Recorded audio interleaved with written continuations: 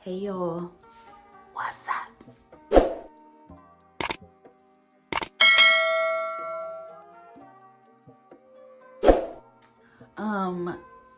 So as you can see, I'm still in the same t-shirt that I was in 2 videos ago because I clearly have been recording back to back.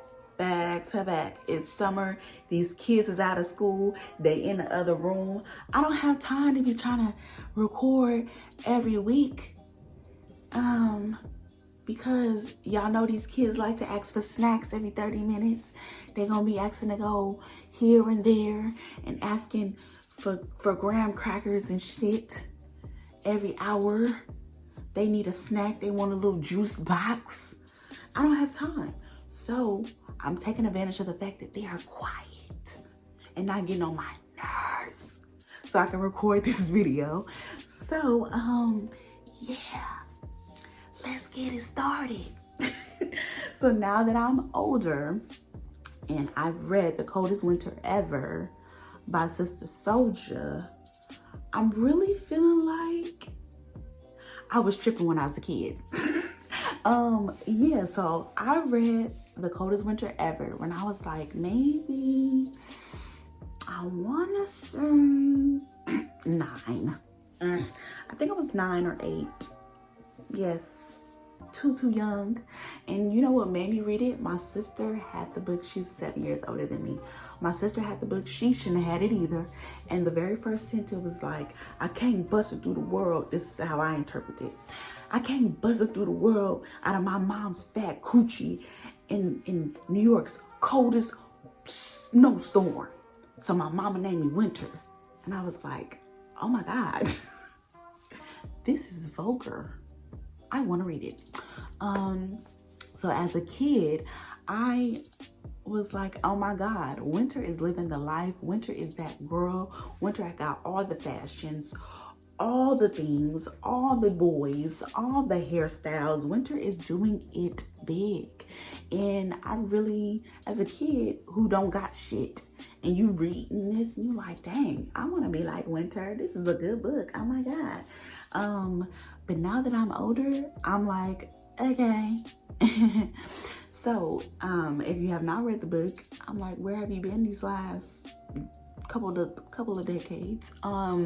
This is gonna be a book with spoilers, so if you don't want that, I give you full permission to exit stage left.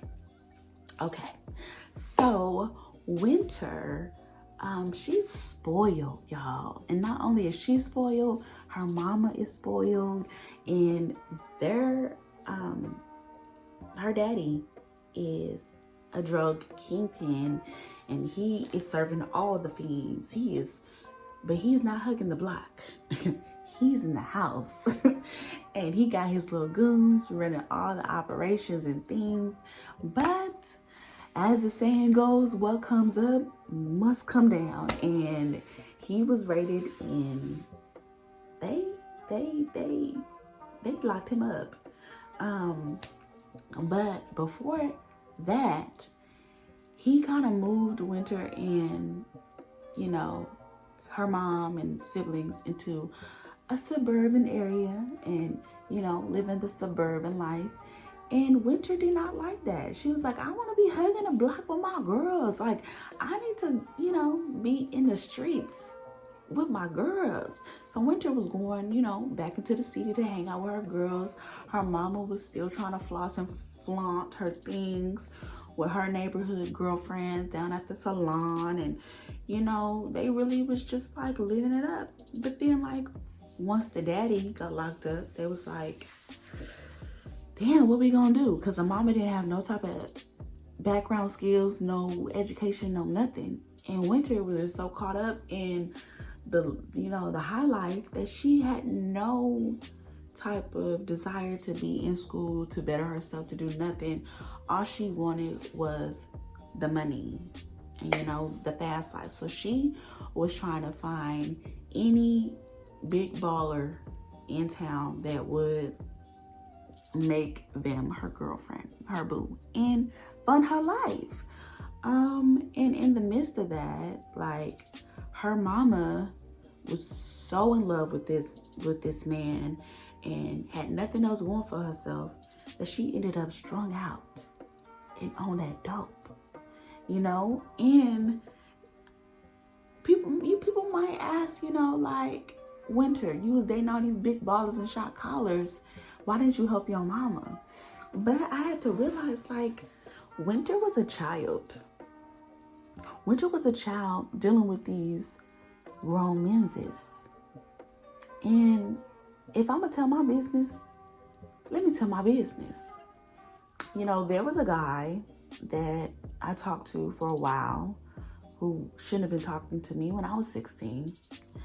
And, you know, as a kid, you think you know everything. You think, you know, I know what I'm doing. You know, even though you know it's wrong, you still just think that you know you can handle it, you know. And Winter was the same way. She was dating these grown dealers who, you know, kind of just took advantage of her. And she ended up with nothing to show for it. And one of her father's workers, who was still very loyal, his name was Midnight. I really appreciated that Midnight did not try to take advantage of Winter. Like, and it wasn't even because he feared her father. It was more so because he respected her father, and he understood that you're a little girl. Like, you might think you know, got all this stuff in order and you handling business and all these things, but at the end of the day, you're still a child. And I respect that Midnight didn't take advantage of her, and he understood that, and he tried to take her under his wing. But Winter was just so damn hard-headed, y'all. So damn hard-headed. And, you know, there was even a scene where she seen her mother strung out doing things for money.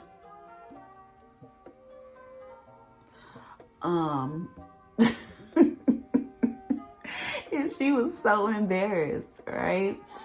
But I was just like, man, Winter, you gotta turn your life around. Like, why is you doing all of this?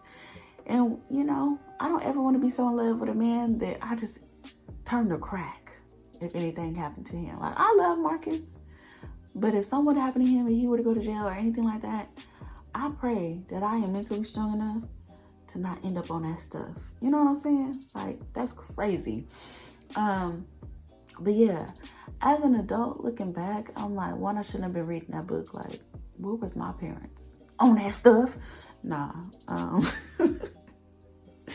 But yeah, I felt like I could relate to Winter, even though, like, I was poor. Like, I thought I was relating to Winter, but I really wasn't. But now as an adult, I'm just like, dang, the hood really do swallow you up like that, and you just left with nothing. Like, how sad is that your parents don't prepare you for life on your own? Like, they don't give you no type of will to want to be anything better than what they were. They kind of just spoon-fed Winter into thinking like the high life was the best life and the only life. And ultimately, that ended her up in prison. And from what I'm hearing in the follow-up book, I ain't gonna even do y'all like that, because y'all came for this book. Y'all didn't come for the next book, because I was gonna give y'all a spoiler, but I ain't really read the book, so I don't know. But I ain't read Midnight either, so I feel like The Coldest Winter Ever was the only Sister Soldier book that I read. I kind of didn't have no interest in reading Midnight or her follow-up book, because I heard it was trash. But I don't know that to be true. Could be good. If you read the follow-up book, what did you think? Because I'm hearing that Winter wasn't even alive in that book. So how are we getting a follow-up book with a dead character? How? Let me know in the comments if you read it, and you can spoil it for me. You can tell me what happened. I won't even be mad. Let me know if you read it, because I honestly don't see myself reading it ever. So, yeah. Leave me a like. Subscribe to my channel. Follow me on BookTok, Bookstagram, all of the things at Raina.Swan. And yeah, I'm gonna try to get in another video because the kids are still quiet. And I got 2.5 more months with them before they go back to school. So I better make today count. All right, see y'all next Wednesday.